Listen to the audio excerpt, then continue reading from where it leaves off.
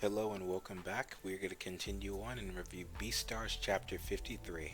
A cornered rat bites the cat. Oh, another thing. I didn't even notice, but we're finally in Volume 7. 52 was the end of Volume 6, and we moved on to Volume 7 like in the blink of an eye. So it's been an awesome journey getting here.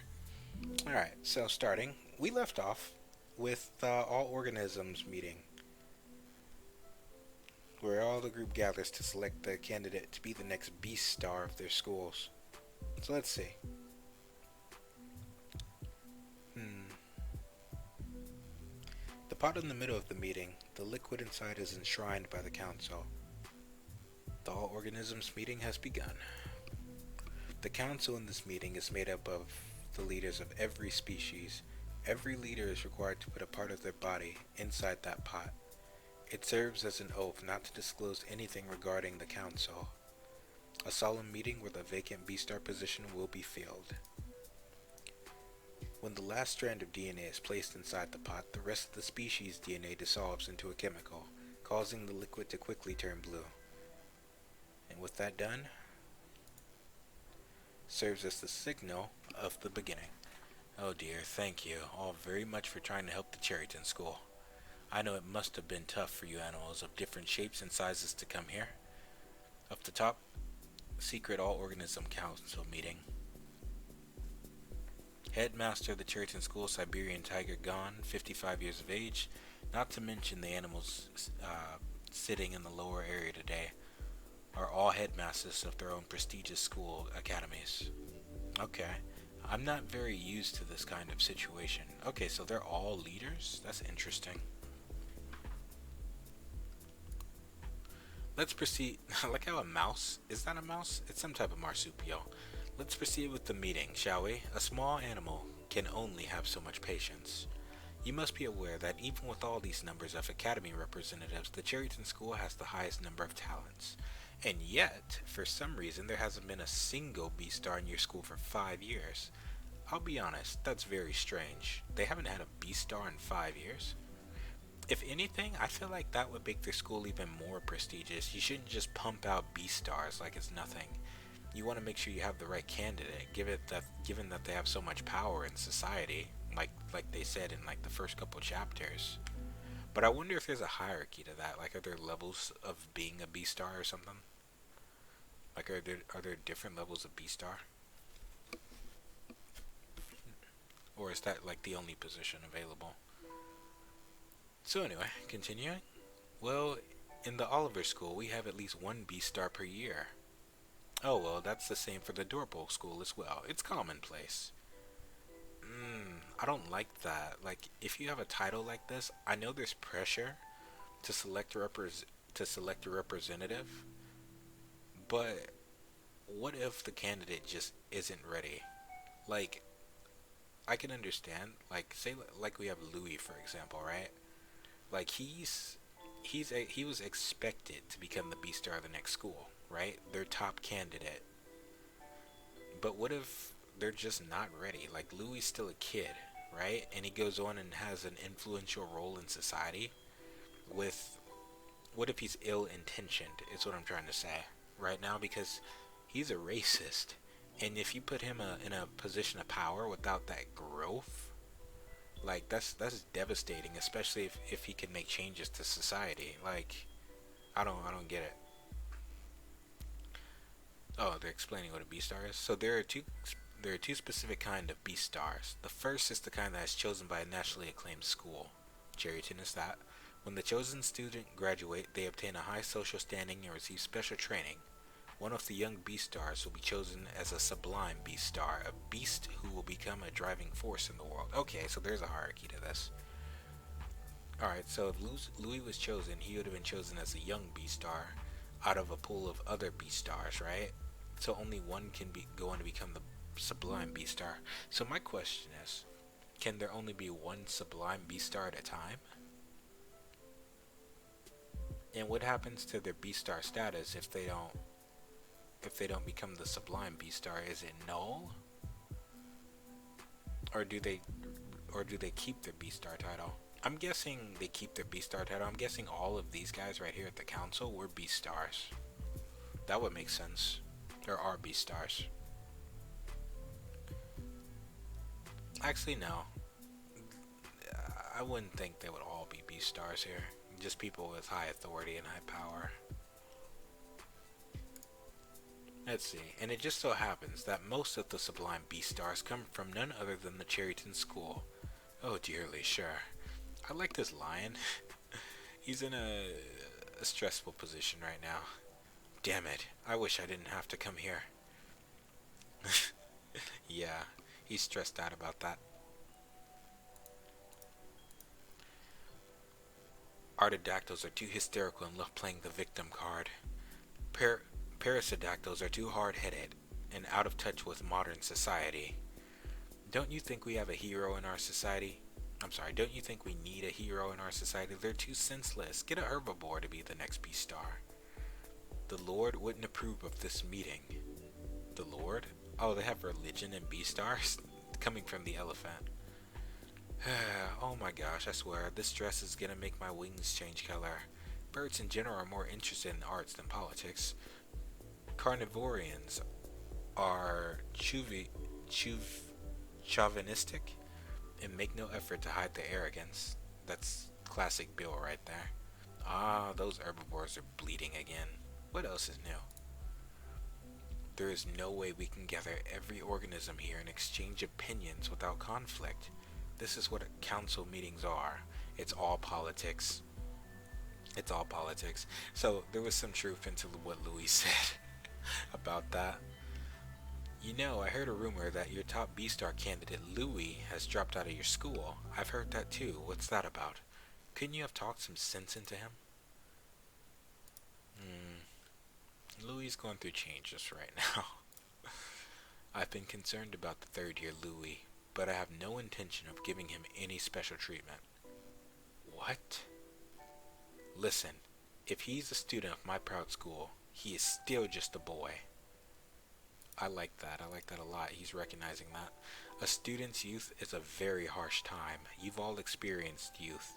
You should all know. It's time where you study for tests, fall in love, question your own self-worth, and where you begin to be at odds with your concealed feral instincts. I like this tiger. I love that he brought that up. Notice how he brought up to be at odds with your concealed feral instincts. He's playing on their emotions right now, and he's trying to get them to relate to Louis' situation. Because you can't just force someone in this position. And as I said before, Louis is most definitely not ready to be a Beastar yet. Just the same way Juno isn't ready to be a Beastar yet. Even though she's well-intentioned, and I'd pick her over Louis at this particular time, she's not ready yet either, because they're still kids and they lack perspective, right? I'd say the closest candidate right now is... Actually, no, I take that back. Not even Legosi's a close candidate. He's starting to understand more, but he's not there quite yet. Even though the series would want you to root for Legosi and assume he would become the Beastar, the title of the series is Beastars, not Beastar. So, yeah. But I love the principle right here. He's sticking up for Louis. Because he's right, school is a rough time. Because just like Legosi, Louis is still finding himself right now. And he's lashing out in a different way, and he's still figuring that out for himself. So I'm interested to see where it's gonna go. And despite that, our system dictates that we place an overwhelming burden on a single student. I was always against it. Yes, an adult with common sense, because most of the adults that we encountered so far have been corrupt in some way. Like, you cannot trust them. The mayor was a perfect example of this. Like an animal so warped by society that he underwent surgery to get rid of his more rough looking features. He's a lion, right? He had his teeth removed and replaced with softer dentures, like regular teeth. He had his pupils widened, or yeah, he had his no, I think he had his pupils shrunk or something. or widened so he can look. Yeah, it was widened so he can look more friendly. He spent 4 million on these surgeries, by the way. He changed every aspect of himself pretty much, and the only thing he kept were his claws because his wife liked them. That's how messed up this society can get. And if you get influenced by it and sucked into their politics and preconceived notions of what is acceptable and what is not. So I like that this tiger here, the principal, is stepping up and speaking on Louis' behalf, and having the common sense to recognize that that is enormous stress to place on a singular student, right? And he says heroes are not found, they are born, right? I don't know if I agree with that. I wouldn't even say born, I would say they're made, right? Because if we look at Louis' circumstance, he was born in the back alley market to be sold as meat. Nonetheless, with help, he actually rose above his situation and made something of himself. He might be taking a left turn right now, but nonetheless, his influence still remains.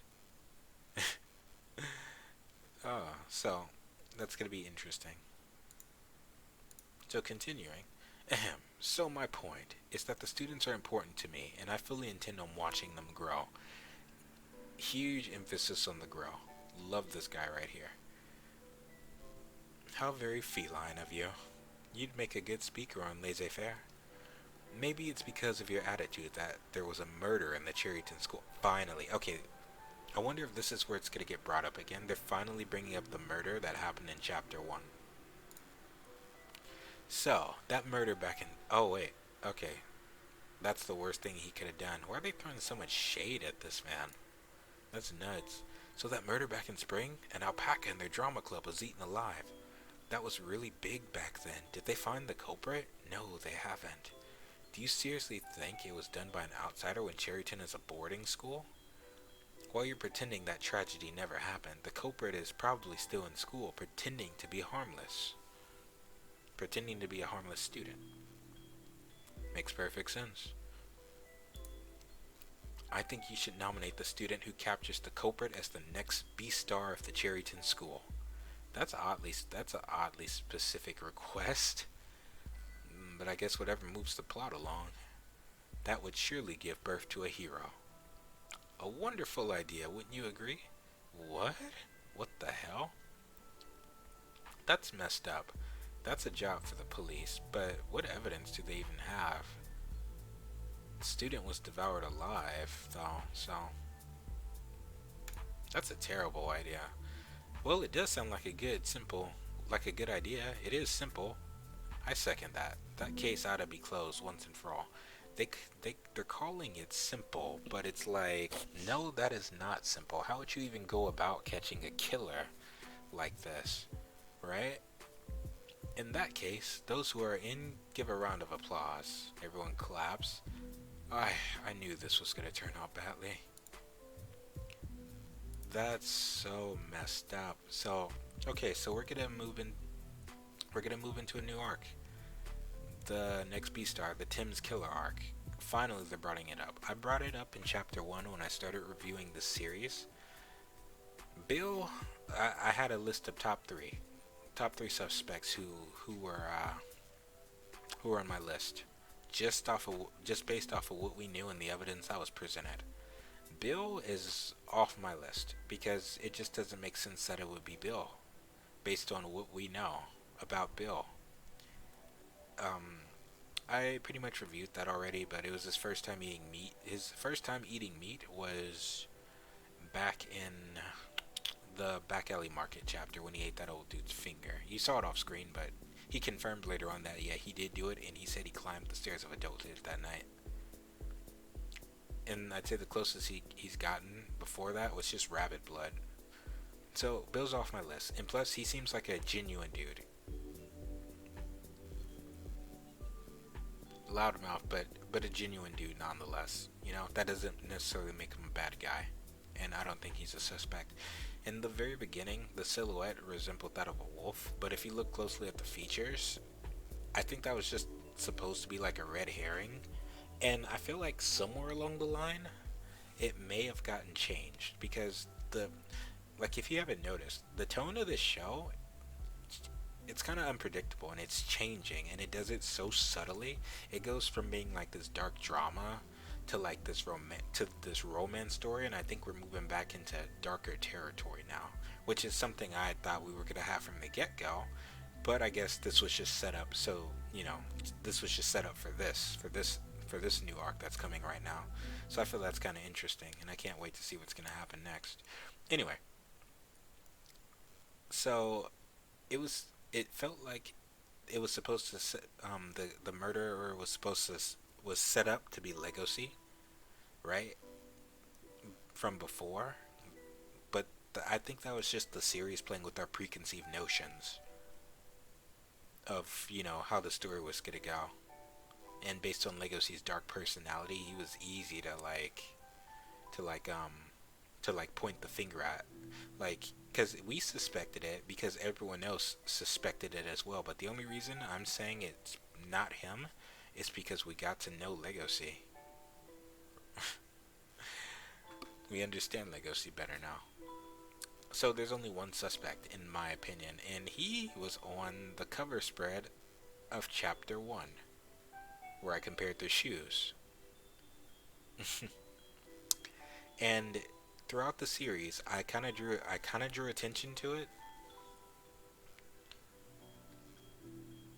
how it was always a character that was just in the background. Like, I even had to go back and look for him from time to time, and I was like, "Oh, he's there. I wonder if it was him that did it.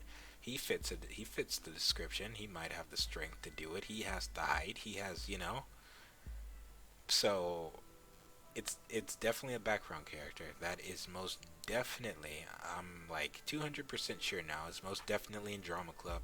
It's someone that we've seen before, we just don't have a name yet. Okay, so, oh, we're not in the, okay, so this is the end. We're not in the council meeting anymore. What is this? You are my nutrition, you are my blood. I will never forget how your body made me drool. I am surrounded by scrumptious delights. I am surrounded by flavorful bites. Oh my god, wait. Is this him? Is this the murderer? What? They did this? Okay, so this is the murderer's perspective. Yeah, it has to be. Because they were just talking about the murder, so it makes thematic sense for... They put us in his perspective right now. Or her. No, it's most definitely him. I didn't see anyone that could... Yeah. It's definitely him. Surrounded by flavorful bites. So is he thinking about eating another student? Is this going to be like a murder mystery arc? Because look, we got rabbits here. Trash pandas over here. A marsupial over there. A horse. Another herbivore over there. Don't run. Oh, Legacy. Oh, I finally found you. Everyone was looking for you. What were you doing? Oh, supplementary... We're not hearing him speak? Interesting. Oh, supplementary courses? No, no one's really mad at you. I think you'll be fine. Well, let's go to class. What does he mean by we were looking for you? Everyone was looking for you. I'd assume this is in Drama Club. Yeah, it has to be Drama Club. What else would it be? Let's go to class. And he turns around. What are you smiling for? Before Legosi lies the smile of a predator. This is the murderer. This is so creepy. Oh my god, the atmosphere just changed. The atmosphere just changed. Like, just because we're from this guy's perspective, and we don't get dialogue boxes from the killer here, right? We just get to see Legosi from the killer's perspective, and notice the detail to perspective. The killer is actually quite tall, might even be taller from Legacy. They're using perspective as a clue, I see. Because, alright, not a trash panda, definitely not a small animal.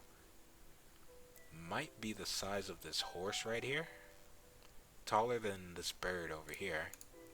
And then Legosi comes, and notice how Legosi is looking upward. Look at his line of sight right here, which means Legosi's making eye contact, and the eyes are up, not down, right? Now compare Legosi's eyes, because Legosi's hunched over right now. Now if we compare Legosi's eyes to this, whatchamacallit, this donkey right here, he's hunched over, and when he stands up straight, we can't see the donkey's eyes right here, right? But we can kind of guesstimate its line of sight would probably be somewhere around right here. So this is a tall character, and notice how this box cuts off right here. That means the character Legosi's talking to is probably just like a head slightly taller than Legosi, just slightly, because notice how you don't see all of his torso right here. You just see like from his collarbone, like from his shoulders and collarbone upward. So it's a tall character Legosi's talking to. And then you compare it to everything else. I don't think he's the size of that alpaca or a llama. No, what's it? What are those? A desert spitter. That's not its name. A camel. Yeah, it's a camel. Oh man, that's creepy. So he's literally talking to the murderer right now. Okay, well, that was interesting. Well, I had fun with this chapter. That's the end. I've got nothing more to say. I will see you during chapter 54. And we are going to be finding out who is the killer of Tim. And I wonder if Louis is going to come back, if he gets involved. Because Louis took Tim's death pretty hard as well. So, we'll see. I will see you then.